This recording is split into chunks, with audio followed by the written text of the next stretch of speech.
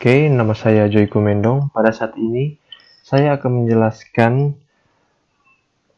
pengambilan keputusan menggunakan metode TOPSIS dengan contoh kasus pemohonan untuk kredit rumah.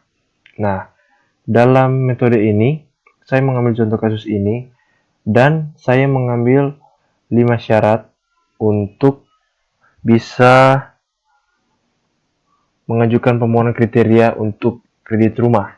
Nah, di sini ada karakter, uang muka, kemampuan melunasi, jaminan, dan kondisi.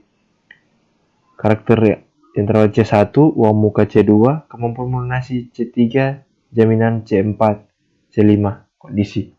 Nah, masing-masing di sini memiliki atribut untuk sebagai syarat dalam mengambil permohonan kredit rumah. Nah, di sini karakter, kriteria permohonan, bobot. Bobot di sini yang paling tinggi ada 5, sangat baik, 4, baik, 3, cukup, 2, kurang, 1, sangat kurang. Itu di bagian karakter.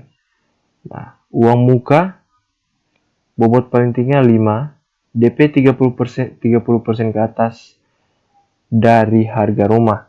Bobot keempat maksud saya, DP 26% sampai 30% dari harga rumah. Bobot 3, DP 21% sampai 25% dari harga rumah. Bobot 2, DP 16% sampai 20% dari harga rumah. Bobot yang paling kecil 1, di bawah 15% dari harga rumah. Nah, di C3 ini ada kemampuan melunasi. Kriteria permohonannya sangat baik, baik, cukup, kurang, sangat kurang. Dan bobot 5, 4, 3, 2, 1. Jaminan dapat di C4. Kriteria permohonannya dengan bobot sama 5, yang paling tinggi dengan kriteria permohonan yaitu sertifikat tanah. Bobot yang keempat, BPKB mobil, bobot 3, BPKB motor, bobot 2, KTP, bobot 1, KK. Dengan kondisi yaitu C5, kriteria permohonan sangat baik, bobot 5, baik, 4, cukup, 3, kurang 2, sangat kurang 1. Nah, masing-masing ini adalah syarat untuk bisa mengajukan permohonan. Nah, yang saya kumpulkan adalah data pemohon kredit rumah dengan masing-masing kriteria dengan nama yang saya dapatkan ini, dengan data yang saya dapatkan ini, yaitu masing-masingnya dari C1 sampai C5 masing-masingnya berbeda. Contohnya yang pertama, Arjun. C1-nya yaitu karakter, dia kurang. C2 dengan DP 26% sampai 30% dari harga rumah.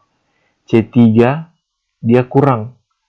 C4 jaminan BPKB mobil. C5 kondisi baik.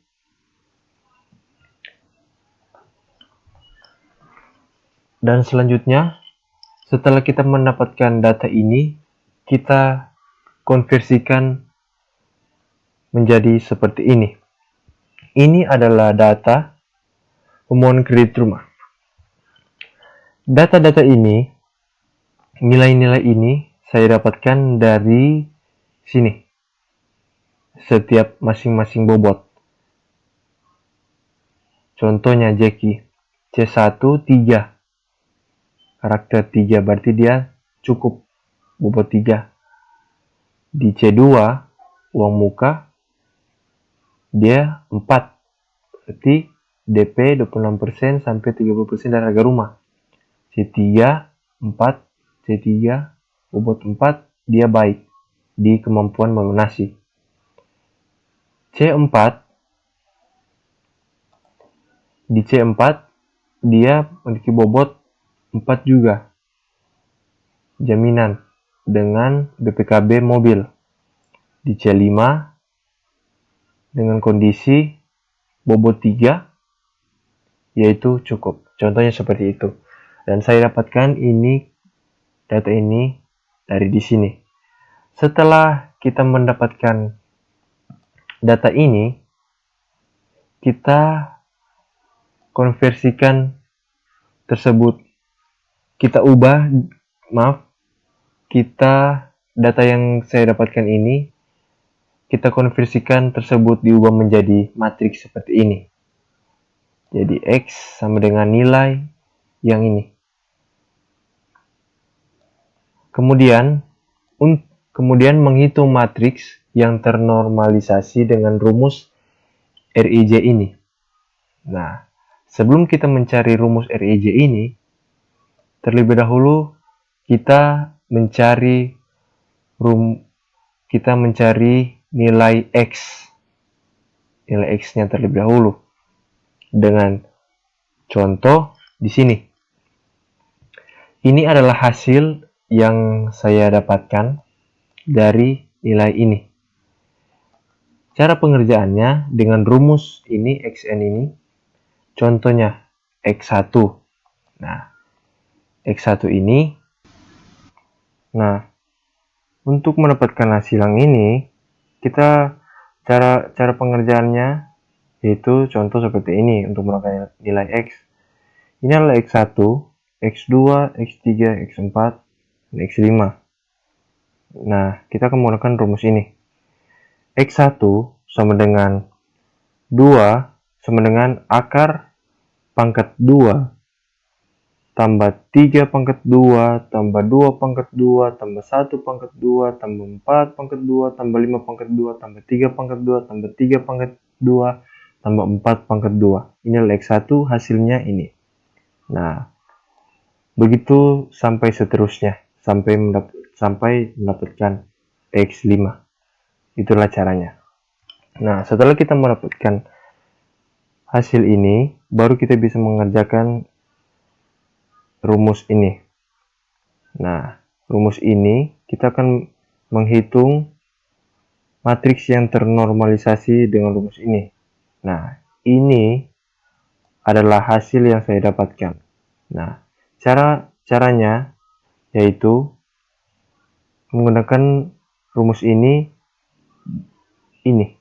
pakai di matriks ini. Nah, contohnya 2 RIJ sama dengan 2 bahagi hasil dari X1. Hasil dari ini kan X1.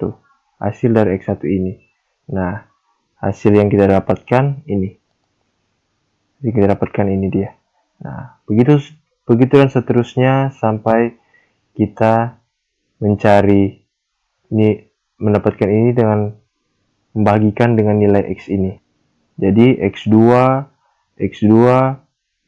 dibahagi, jadi X2 ini 4 dibagi dengan X2 ini di sini X3 dibahagi dengan X3 ini. Nah, gitu caranya sampai seterusnya.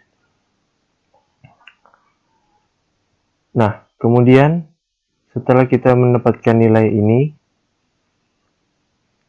kita akan menentukan solusi ideal nilai A plus dan A minus dengan menggunakan rumus ini. Nah, yang saya dapatkan ini adalah hasilnya. Nilai terbesar ini, terkecil ini. Nah, kemudian setelah kita mendapatkan ini, kita menghitung jarak solusi ideal positif D plus dan solusi ideal negatif plus D. Minus D maksudnya. Dengan menggunakan rumus yang ini. Nah, inilah yang saya dapatkan. Hasil yang ini,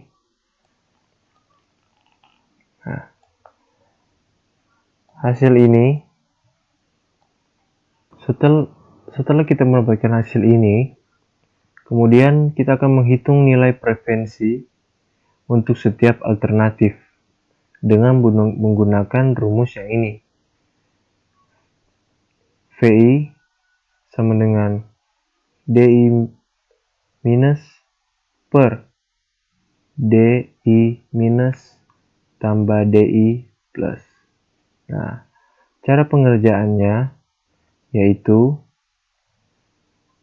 V1 sama dengan DI minus, yaitu di sini 2516 per DI1 minus 2016, 2516 maksud saya, tambah DI plus, ini sini 9644. Nah, hasil ini ini adalah hasilnya. Begitu juga kita akan menghitung nilai seterusnya ini. Nah, setelah kita mendapatkan nilai ini semua, kemudian kita urutkan dari nilai terbesar sampai yang terkecil. Ini adalah peringkingannya. Nah, di V9 yang di sini mendapatkan nilai preferensi 0,841 dengan peringkingan dia yang paling tinggi. Ranking pertama. Sedangkan yang kedua di V8, yang ketiga di V2, yang keempat di V5, yang kelima di V4, yang keenam di V1, yang ketujuh di V6, yang kedelapan di V7, yang kesembilan di V3. Ini adalah yang paling kecil nilai preferensinya. Nah, dengan nilai preferensi tersebut didapatkan peringkingan dengan 9 pemohon untuk melakukan kredit rumah. Yang pertama, ini Ino dengan ranking yang pertama. Nah, kenapa Ino? Karena di sini di V9 adalah nilai preferensi yang tertinggi. Sedangkan Ino berada di sama yang terakhir. Nah, di sini. Ini adalah V9.